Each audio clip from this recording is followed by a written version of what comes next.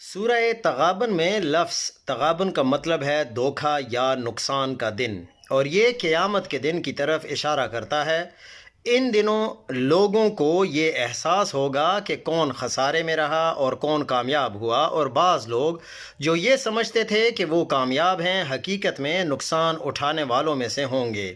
قیامت کے دن کا سب سے زیادہ تکلیف دہ لمحہ یہ ہوگا کہ آپ اپنے پیاروں جیسے بیٹے، والد یا والدہ کو جن سے آپ بہت محبت کرتے ہیں ایک بھی نیکی نہیں دے سکیں گے، لیکن دوسری طرف آپ کو مجبوراً وہ نیکیاں کسی ایسے شخص کو دینی پڑیں گی جسے آپ نے دنیا میں ناپسند کیا تھا اور جس کے بارے میں آپ نے غیبت کی تھی، اس لیے اسے یوم تغابن کہا جاتا ہے۔ قیامت کے دن کی سب سے بڑی حسرتوں میں سے ایک یہ ہوگی کہ آپ اپنی عبادات کو کسی اور کے ترازو میں دیکھیں گے۔ یہ ایک ایسی لغزش ہوگی جسے سدھارا نہیں جا سکے گا۔